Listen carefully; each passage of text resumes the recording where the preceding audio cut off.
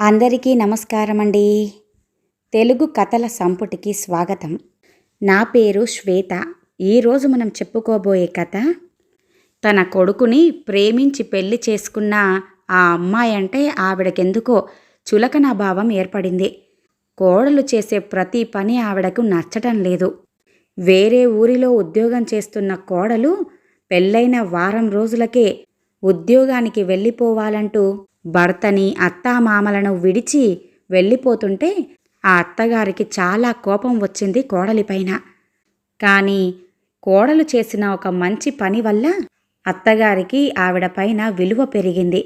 మరి ఆ కోడలు ఏం చేసిందో ఈ కథలో మనం చూద్దామండి. కథ పేరు కొత్త ద్వారాలు. రచించిన వారు డాక్టర్ దేవరాజు మహారాజు గారు. కథలోనికి వెళ్లే ముందు మన ఛానల్ని మొదటిసారిగా చూస్తున్న వారైతే సబ్స్క్రైబ్ చేసుకోవడం మర్చిపోకండి. కథను పూర్తిగా విన్న తర్వాత లైక్ చేయడం, షేర్ చేయడం అస్సలు మర్చిపోవద్దండి. ఇంకెందుకండి ఆలస్యం, కథలోనికి వెళ్ళిపోదాం. అమ్మా, నీకు రంజని గురించి చెప్పానే, ఆ అమ్మాయే ఈవిడ అన్నాడు ఆనంద్. రంజని మెల్లగా కనురెప్పలు పైకెత్తి చూసింది. ఎదురుగా కాబోయే మామగారు కనిపించారు. ఆయన కనుబొమ్మలు పైకెత్తి తీక్షణంగా చూస్తున్న తీరు గమనిస్తే తన పెళ్లికి ఒప్పుకునే మనిషిలా లేడు. మొత్తానికి కొద్దిమంది బంధుమిత్రుల మధ్య, స్నేహితుల మధ్య గుడిలో వారి వివాహం అతి సాధారణంగా జరిగింది. మామగారు అమ్మాయి తండ్రితో ఒక్క మాట కూడా మాట్లాడలేదు. పెళ్ళైన వారం తర్వాత పెట్టిన సెలవు పూర్తి కావటంతో రంజని ఉద్యోగం చేసే చోటుకు వెళ్ళిపోవటానికి సిద్ధమైంది. ఏరా అబ్బాయి, అమ్మాయి వెళ్ళిపోతుందా అడిగింది తల్లి కొడుకుని. అవునమ్మా, కాలేజీకి వెళ్ళాలి కదా, మరి సెలవులు అయిపోయాయి అన్నాడు ఆనంద్. తల్లికి ఎందుకో ఆ మాట రుచించలేదు. భర్త కోసం, కొడుకు కోసం ఎదురు చూడటంతో జీవితమంతా గడిచిపోయిందావిడకు. ఇక ఇప్పుడు కోడలు వచ్చింది కదా, కొడుకు పెళ్ళయింది కదా అనుకుంటే ఇప్పటి నుంచి కోడలి కోసం ఎదురు చూస్తూ ఉండాలా అనుకుంది. ఓసారి సెలవుల్లో ఇంటికొచ్చిన కోడలితో రుక్మిణి మెల్లగా విషయం కదిలించింది. ఏమ్మా రంజిని, ఎందుకొచ్చిన ఉద్యోగాలమ్మా ఇవి? మరో 4-5 నెలల్లో బాబుని కనబోతున్నావు. అప్పుడు నీకిక తీరికే ఉండదు. ఇప్పుడు తీసుకోవాల్సిన విశ్రాంతి ఏదో ఇక్కడే తీసుకోవచ్చుగా. పైగా నా కొడుక్కి పెళ్లి చేసిన తర్వాత కూడా నాకు విశ్రాంతి అక్కర్లేదా తల్లి? ఉన్న ముగ్గురికి 3 రకాల వంటలు చెయ్యాలి నేను. ఇక మీ మామగారు సర్వీస్లో ఉన్నప్పుడైతే నన్నొక ఆట ఆడించేవారు. 5గురు చిన్నపిల్లల్ని పోషిస్తూ ఈ ఇంటిని ఇందాక ఈడ్చుకుంటూ వచ్చానమ్మా. ఒక్కోసారి ఆయన రాత్రి 9 గంటలకు కూడా ఏదో చెయ్యమని పురమాయిస్తే చేసి పెట్టేదాన్ని. అది చేసేదాకా రాత్రి భోజనానికి లేచేవారే కాదు. విశ్రాంతిగా వాకిట్లో కూర్చొని ఇరుగు పొరుగు వారితో మనసారా మాట్లాడుకోవటానికి కూడా వీలయ్యేది కాదు. ఇంటి చాకిరీ అంతా చేసి తినడానికి కూర్చుంటే తినాలనిపించేది కాదు. ఆకలి చచ్చిపోయేది. నా జీవితమంతా అలాగే గడిచిపోయిందమ్మా. కోడలు వస్తే నాకింత విశ్రాంతి దొరుకుతుందని ఎంతో ఆశపడ్డాను.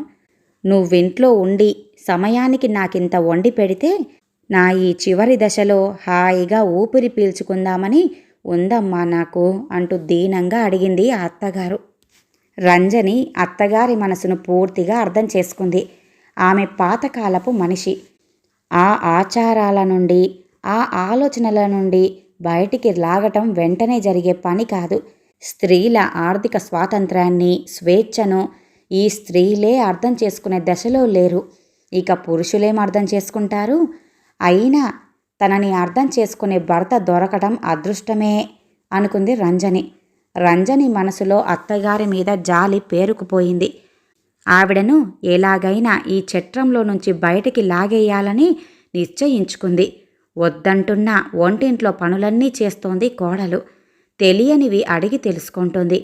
మీరెళ్ళి బాబుని ఆడించండత్తయ్యా, మిగతా పనులన్నీ నేను చేస్తానులే అని వంటగదిలో నుంచి అత్తగారిని బయటికి పంపుతోంది. అత్తయ్య, మీరు బాగా పాడుతారట కదా, మీ అబ్బాయి చెబుతూ ఉంటారు అంటూ ఆమె గాత్రాన్ని పొగుడుతూ ఉంటుంది. బలవంతంగా ఓ రోజు పాడించింది కూడా. అద్భుతం! కానీ ఏం లాభం? ఇంత మంచి గొంతు ఏళ్లకేళ్లుగా పూడుకుపోయి ఉందని విచారించింది. మీరు సంగీతం నేర్చుకున్నారు కదత్తయ్యా. మా ఊళ్ళో సుబ్రహ్మణ్య స్వామి దేవాలయంలో 10 రోజుల పాటు సంగీతోత్సవాలు జరుగుతున్నాయి. మీరు నాతో పాటు వచ్చేయండి. మీకు కూడా కొద్దిగా మార్పు ఉంటుంది కదా అంది రంజని. అది అయ్యే పని కాదులేమ్మా, మీ మామయ్య ఒప్పుకోరు అంది అత్తగారు. రంజనికి సుబ్రహ్మణ్య భారతి కవితా చరణాలు గుర్తుకొచ్చాయి. స్త్రీ త్యాగ నిరతిని ఆయన వర్ణించిన తీరు అమోఘమనుకుంది.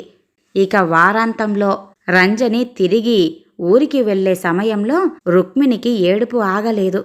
అమ్మాయి రంజని, నువ్విక్కడికి బదిలీ అయి రావటమో, నా కొడుకు ఆనంద్ని బదిలీ చేయించుకోవటమో చెయ్యి తల్లి. ఏదో ఒకటి కానివ్వు. ఒక్కచోట సుఖంగా ఉండండి మీరందరూ అని చెప్పిందావిడ. రంజని వెళ్ళిందో లేదో ముసలాయన కోప్పడ్డాడు. అసలు మీ ఆడాళ్ళకి బుద్ధుండదు. నీకేమవసరం? నీ సలహాలు ఎవడికి కావాలి? ఉన్న ఒక్క కొడుకుని కోడలితో పంపిద్దామనుకుంటున్నావా? పోనివ్వు, కోడలి దగ్గరికే పోనివ్వు. నాకెవ్వరూ అక్కర్లేదు. నాకు ఎవరి డబ్బు అక్కర్లేదు. సంప్రదాయాన్ని పాటించకపోయిన తర్వాత ఎవరూ ఇక్కడ ఉంటే ఏంటి, లేకుంటే ఏంటి? కోడలు మీద తెగ ప్రేమ ఒలకపోస్తున్నావు ఈ మధ్య అంటూ పెద్దగా అరిచాడాయన. రుక్మిణి భర్త వైపు మొదటిసారిగా కోపంగా చూసింది. ఇన్నేళ్ల జీవితంలో ఆమె ఎప్పుడూ భర్త వైపు అంత కోపంగా చూడలేదు. ఏమైంది? ఇప్పుడు ఎవరి కిరీటాలు రాలిపోయాయి? అమ్మాయి చదువుకుంది, సలక్షణంగా ఉద్యోగమూ చేసుకుంటుంది. భార్యాభర్తలు అన్యోన్యంగా ఉన్నారు. అది చాలదా మనకు అంటూ ఎదిరించింది. రుక్మిణికి భర్త ప్రవర్తన నచ్చదు గాని మాట అనుకోవటం అలవాటు లేదు గనుక ఎదురు మాట్లాడదు ఎప్పుడు కూడా. తనకు కూతుళ్ళున్నారు, కానీ కూతుళ్ళు మాత్రం తనకు ఏనాడు ఏం చేశారు గనుక పండగలకు వచ్చినా పనిలో సాయం చెయ్యరు. చీరలు మార్చటం, మొగుళ్లతో సినిమాలకు పోవటం, అంతే వారి పని. తన దగ్గర కూర్చొని తన సాధక బాధకాలు ఆలోచించారా ఎప్పుడైనా? తన కోడలు రంజనికి వారికి ఏంటి పోలిక? తన కూతుర్లు ఎందులో సరితూగుతారు అనుకుంది రుక్మిణి. అత్తయ్యగారు, మీరలా కూర్చోండి. చేసి అలసిపోయారు. మీరు చెబుతూ ఉండండి, మీకిష్టమైనట్టే వంటంతా పూర్తి చేస్తాను అంటూ నవ్వుతూ పనంతా చేసి పెడుతుంది రంజని. ఆ మాట తన కూతుర్లు ఎప్పుడూ కూడా అనరు. తన పెద్ద కోడలు అనదు. అందుకే రుక్మిణి 10 రోజులు రంజనితో వాళ్ళ ఊరికి వెళ్ళటానికే నిశ్చయించుకుంది. ఆనంద్ ఇక్కడ బస్సెక్కించాడు. అక్కడ పాండిచ్చెర్రిలో కోడలు అత్తగారికి ఆహ్వానం పలికింది. ఈ కొత్త స్వేచ్ఛ ఎంతో హాయిగా అనిపించింది ఆ అత్తగారికి. కొత్త ద్వారాలు తెరుచుకుంటున్నట్టుగా ఉంది.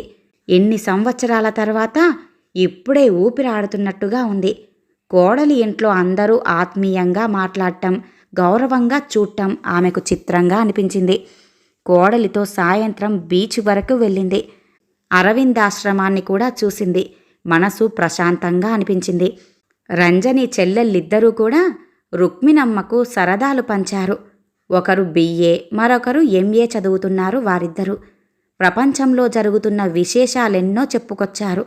మరో 2 రోజుల తర్వాత రంజని అత్తగారిని తీసుకుని కన్యాకుమారికి వెళ్ళింది. అక్కడ హోటల్లో బస. ఇప్పుడు రుక్మిణమ్మకు తానొక కొత్త ప్రపంచంలో అడుగు పెట్టినట్లుగా, అక్కడ తిరుగుతున్నట్లుగా ఎంతో అనుభూతి చెందుతోంది. స్త్రీలు చదువుకోవడం వల్ల, ఉద్యోగాలు చేయటం వల్ల ఎంత స్వతంత్రంగా బతుకుతున్నారో తెలుసుకుంది. కొత్త దృక్పథం ఉన్న కోడలు తన జీవితంలో ప్రవేశించినందుకు రుక్మిణి సంతోషించింది. రంజని ఎక్కడ ఉన్నా భర్త ఆనంద్తో మాత్రం ప్రతిరోజు మాట్లాడుతూనే ఉంది. 1-2 సార్లు తనతో కూడా మాట్లాడించింది. అమ్మా, నువ్వేమీ ఆలోచించొద్దు. రంజని నీకు తోడుగా ఉంటే నేను నీ పక్కన ఉన్నట్లే అనుకో. అన్నీ చూసిరా. ఏం భయపడకు. ఇక్కడ మునిగిపోయిందేం లేదు. స్వేచ్ఛగా ఎంజాయ్ చెయ్యండి అన్నాడు కొడుకు. కోడలి మాటలు, చర్యలు, నిర్వహణ పద్ధతులు రుక్మిణి మనసు మీద బాగా ప్రభావం చూపసాగాయి. అత్తయ్య, మీకు మీరే దాసిదాన్ననుకోవటం, అందులోనే ఆనందం పొందటం పొరపాటు. జీవితపు బండికి ఆడా మగ ఇద్దరూ 2 చక్రాల్లాంటివారు. కుటుంబ వ్యవహారాలలో మీ ఆలోచన కూడా ఉండాలి.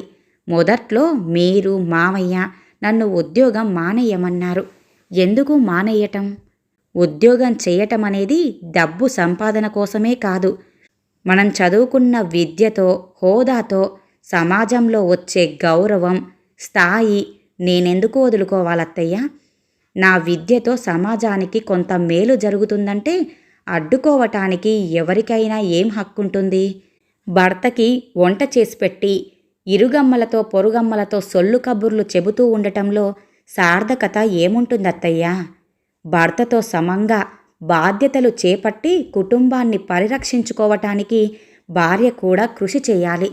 రోజులు మారాయి అత్తయ్యా, దృక్పథాలు మారాయి.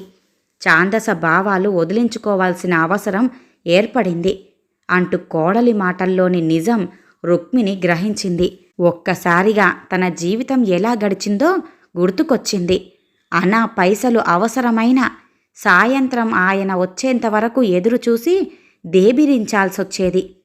తనకంటూ ఒక విలువ లేదు, తనకొక గుర్తింపు లేదు అనుకొని బాధపడింది. అవునమ్మాయ్, నువ్వు చెప్పేది నిజమే. ఆడదాని బతుకులో మార్పు రావాల్సిన అవసరం ఎంతైనా ఉంది. ఈ 10 రోజుల్లో నన్ను పూర్తిగా మార్చేశావు అంది రుక్మిణి. అత్తగారిని తీసుకుని తిరుగు ప్రయాణమైంది రంజని. స్టేషన్లో ఆనంద్ ఎదురొచ్చాడు. టాక్సీలో ఇల్లు చేరారు. గుమ్మంలోనే రుక్మిణి చిన్న కూతురు రుసరుసలాడుతూ నిలబడింది. చిట్టి తల్లి, నువ్వెప్పుడొచ్చావమ్మా అంటూ రుక్మిణి చిన్న కూతురిని దగ్గరికి తీసుకోబోబోయింది. అని విదిలించుకుంది కూతురు. సిగ్గు లేకుండా కోడలి వెంట దేశాలు తిరుగుతున్నావా? నీకు సిగ్గుండొద్దు?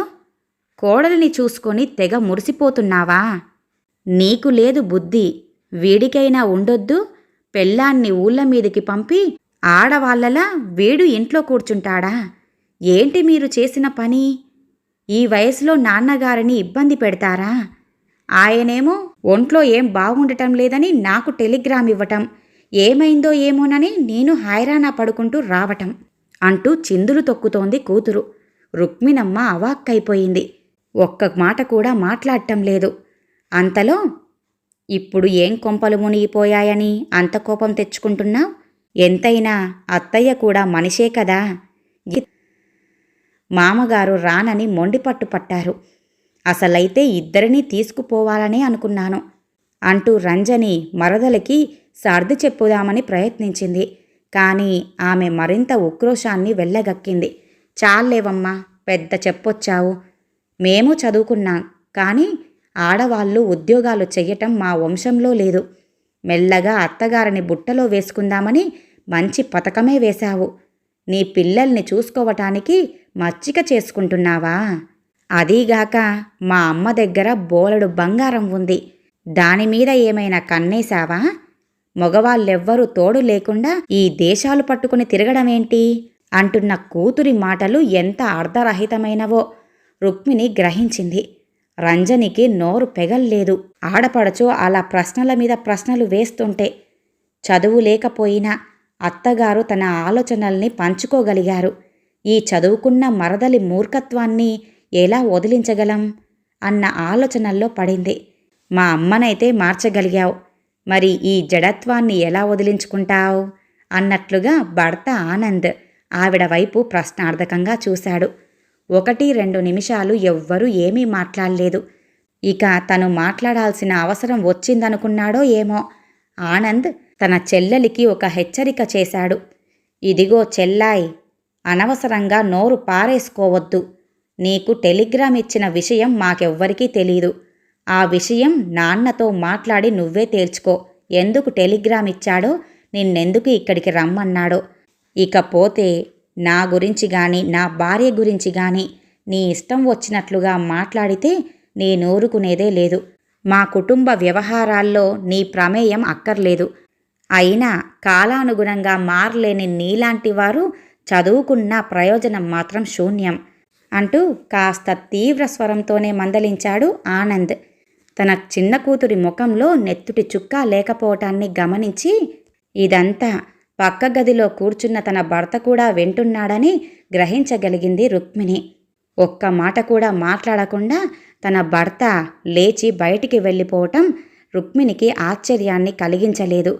ఇదివరకైతే ఇలాంటి సంఘటనలకు ఆమె ఎంతగానో బాధపడిపోయేది. ఇప్పుడు ఏమాత్రమూ బాధ కలగటం లేదు. కొడుకు వైపు, కోడలి వైపు గర్వంగా వారి కళ్ళల్లో ఒక కొత్త ప్రపంచాన్ని చూసుకుంటుంది ఆవిడ. ఈ కథ ఇంతటితో సమాప్తమండి. విన్నారుగా. ఉద్యోగం చేస్తున్న కోడలంటే చులకనాభావం ఏర్పడిన అత్తగారు ఆ కోడలి విలువేంటో, మారుతున్న కాలానికి అనుగుణంగా తాను కూడా ఎలా మారాలో ఎలా తెలుసుకుందో. మరి ఈ కథ గనుక మీకు నచ్చినట్లయితే లైక్ చేయండి, షేర్ చేయండి, అలాగే సబ్స్క్రైబ్ చేసుకొని మన ఛానల్ని ఎంకరేజ్ చేయండి. మీ యొక్క విలువైన అభిప్రాయాలను కామెంట్ రూపంలో తెలియజేయండి. ఇంత మంచి కథను మనకు అందజేసిన దేవరాజు మహారాజు గారికి ధన్యవాదాలు తెలియజేసుకుంటున్నానండి. మరొక మంచి కథతో మళ్ళీ కలుద్దామండి. నమస్కారం.